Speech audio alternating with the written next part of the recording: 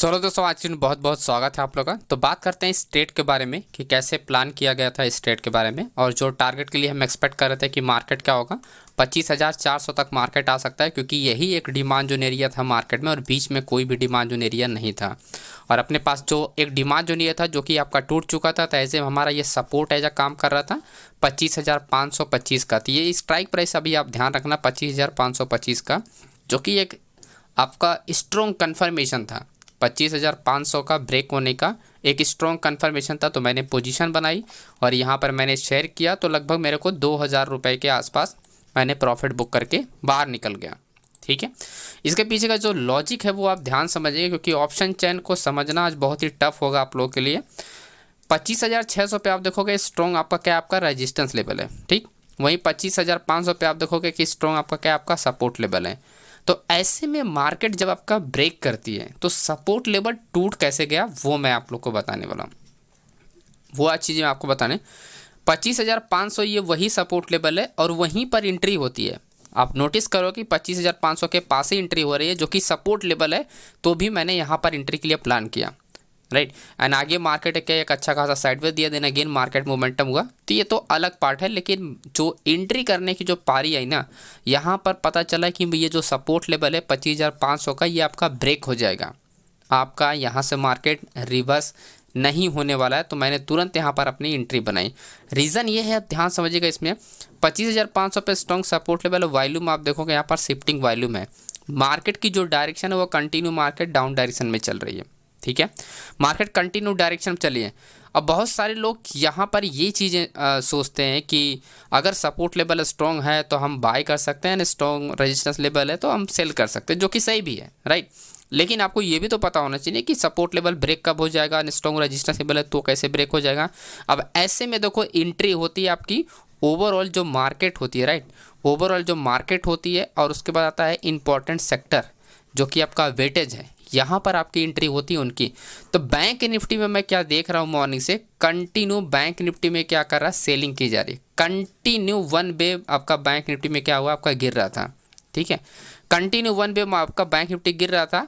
लेकिन वहीं अगर हम दूसरे इंडेक्स की बात करें आपका मिड कैप में, तो वो चीज़ें एज अ रिवर्सल, पहले आप गया है देन मार्केट रिवर्स हुआ है, तो ये फोर्स किया गया मार्केट में डाउन लाने के लिए, राइट। इसमें सेलिंग बाइंग दोनों हो रही है।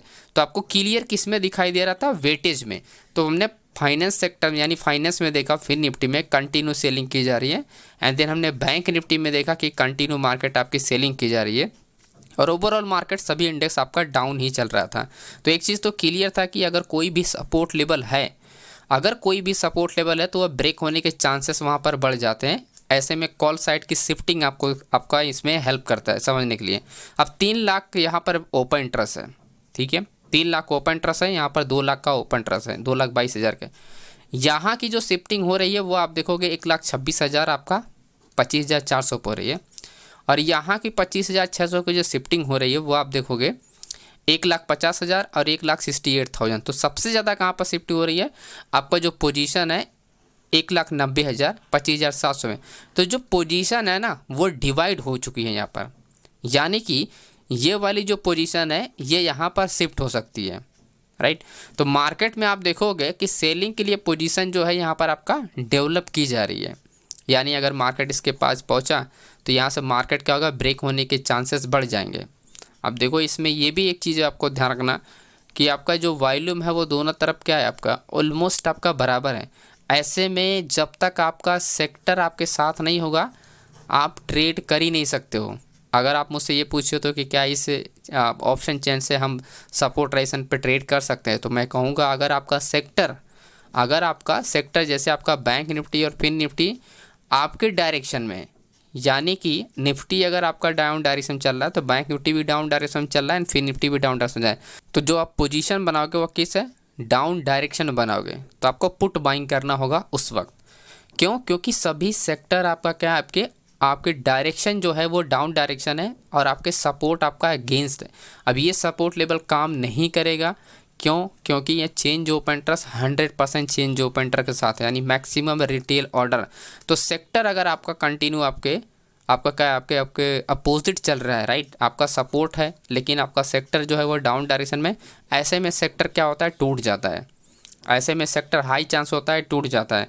लेकिन यहाँ पर आपको 2 बार एंट्री करने का मौका मिलेगा। एक में भी हो सकता है कि जब आप बाइंग कर रहे हो तब आपका ट्रेड एसल हिट हो जाए, लेकिन जब आप सेलिंग की तरफ जाओगे एंड सेक्टर देख के तो आपका मार्केट आपके डायरेक्शन में चलेगा। तो वही मेरा प्लानिंग था और उसी हमने देख के यहाँ पर हमने ट्रेड के लिए प्लान किया। फिर उसके बाद 11-10 बजे के बाद मैंने कोई भी एंट्री नहीं की। एक हमने ऑरो फार्मा में पोजीशन बनाए थे, मॉर्निंग में यहाँ पर अपडेट किया था और इसमें भी अच्छा गया, ऐसा नहीं है, क्योंकि सभी सेक्टर आपका अपोजिट चल रहा था। लेकिन ऑरो फार्मा क्या हुआ, पहले गिरा ही है। यहाँ पर आप देखोगे पहले ये गिरा क्योंकि निफ्टी वगैरह बहुत तेज़ी से गिर रहा था, तो ये रुक नहीं पाया। लेकिन एंड में मार्केट रिवर्स हो गई और इसने एक ज़बरदस्त मूव दिया। लगभग 55 रुपये या 56 रुपये तक इसने हाई लगाया था। तो आपका 56 रुपये का हाई लगाया था, तो 45 रुपये से 10 पॉइंट ये इंक्रीज होता है और 10 पॉइंट मतलब आपका 5000 रुपये। ठीक है, 550 का आई थिंक लॉट साइज रहा, तो 5000 के आसपास इसमें आपका प्रॉफिट होता है, राइट। तो इस तरह से यहाँ पर सिंपल सा ये लॉजिक था। तो मैं आपको दोबारा रिपीट करता हूँ कि जब भी आप ऑप्शन चेन आप देख रहे हो, अगर सपोर्ट और रेजिस्टेंस लेवल आपका क्या आपका स्ट्रॉन्ग है और सेक्टर अगर आपका क्या आपके अपोजिट चल रहा है, सेक्टर आपके क्या फेवर में नहीं है, तो आपको ओवरऑल मार्केट देखनी है कि किस डायरेक्शन में चले और उसी डायरेक्शन में आप पोजीशन अपनी बनानी पड़ेगी, ना कि आप सपोर्ट पे बाइंग करोगे। सपोर्ट पे बाइंग करोगे ट्रेड नहीं मिलेगा, राइट। तो आपको क्या करना, उसी डायरेक्शन में आपको बनानी पड़ेगी। लेकिन मेन जो पॉइंट होता है कि आप पोजीशन बनाओगे कहाँ पर। जैसा मैं बता चुका हूँ कि सपोर्ट रेजिस्टेंस आप मत यूज़ करो, आप यूज़ करो सप्लाई जोन एरिया। यहाँ पर आप नोटिस करोगे कि जो मार्केट मूवमेंट की है, ठीक है, ये कैंडल जैसे रेड वाली क्लोज होती है, मैं तुरंत यहाँ पर एंट्री मारना स्टार्ट करता हूँ। यानी ग्रीन कैंडल जब बनना स्टार्ट होती है, मुझे पता था कि सप्लाई एरिया से मार्केट क्या होगा, आपका डाउन आएगा। क्यों आएगा, क्योंकि वही रूल तो यहाँ पर भी फॉलो हो रहा था। ठीक है, वही रूल यहाँ पर भी फॉलो हो रहा था। अब देखो मैंने जो प्लान करने की कोशिश किया था, पहले मैंने यहाँ पर बाइंग करने के लिए प्लान, लेकिन जब सप्लाई एरिया से मार्केट क्या हुआ, आपका डाउन चलाया, तो एक चीज़ यहाँ पर क्लियर हो गया था कि मार्केट क्या होगी, मूवमेंट आपकी डाउन डायरेक्शन में करने वाली है। जब बैंक निफ्टी को फिन निफ्टी को मैंने देखा, तो सप्लाई एरिया से मार्केट क्या है, सेलर्स एरिया से मार्केट तुरंत इंटर हुआ सेलर्स, देन यहाँ पर भी मार्केट क्या है, सेलर्स एरिया से मार्केट है। तो यही आप प्लानिंग आप देखोगे, आगे जो मार्केट जो भी मोमेंटम हुआ है सेम लॉजिक से हुआ है, सेम लॉजिक से आप देखोगे। कहीं पर भी आप देखोगे सेलर सेंटर हुआ, then again supply zone seller center, then again supply zone, कहीं पर भी आप देखोगे सेलर्स एरिया में आपका इंटर हुआ ही हुआ है, राइट। यहाँ पर भी इवन आप देखोगे सेलर्स ही इंटर हुआ है। तो आपको ये समझना पड़ेगा कि अगर आपका सपोर्ट और रेजिस्टेंस अगर स्ट्रॉन्ग है तो आपकी ओवरऑल इंडेक्स की डायरेक्शन क्या है। अगर आपका सेक्टर जो हाई वेटेज है, जो कि बैंक निफ्टी और आपका फिन निफ्टी काफ़ी ज़्यादा ये कंट्रोल करते हैं, लगभग 30-40% कंट्रोल करते हैं मार्केट को, तो उसके वजह से आपको ये देखना पड़ेगा कि डायरेक्शन क्या है, उसके हिसाब से आपको प्लानिंग करना है। ना कि आप सपोर्ट पे तभी आप बाइंग कर सकते हो जब आपका डिमांड जोन हो, तब बाइंग कर सकते हो। वहीं जब आपके सपोर्ट के ऊपर मार्केट चल रही हो तो सब अपना रेजिस्टेंस एरिया के पास आपका सेलर्स एरिया में आप इंटर कर सकते हो। ब्रेक पे ऐसे केसेस में जब प्राइस क्या होती है, ब्रेक करती है किसी लेवल को, ट्रेड नहीं किया जाता, ध्यान रखना।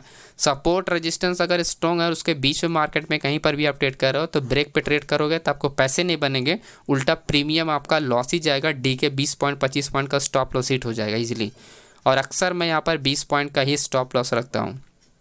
यहाँ पर आप देखोगे एंड ट्रेड आई थिंक मैंने यहाँ पर अपडेट नहीं किया है एंट्री स्टॉप लॉस वाला, तो 20 पॉइंट का स्टॉप लॉस आपको जनरली आपको देखने को मिलेगा ही मिलेगा।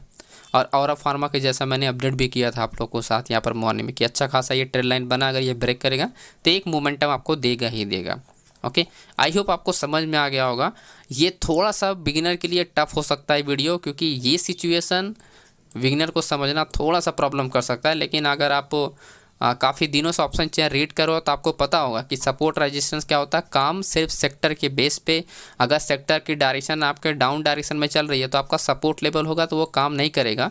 वहीं अगर आपका अप डायरेक्शन में सेक्टर की मोमेंटम है, ओवरऑल मार्केट की डायरेक्शन अप डायरेक्शन में कोई रेजिस्टेंस लेवल होता है तो वो भी नहीं काम करता है, राइट। ये चीज़ें आप देख सकते हो मार्केट में होती हैं, लेकिन ये बहुत कम केसेस में होता है, ठीक है। तो वीडियो आप लोग लाइक करना, अपने चैनल सब्सक्राइब करना, लिंक आपको टेलीग्राम का लिंक डिस्क्रिप्शन बॉक्स में मिल जाएगा, ज्वाइन कर लेना लाइव मार्केट अपडेट के लिए।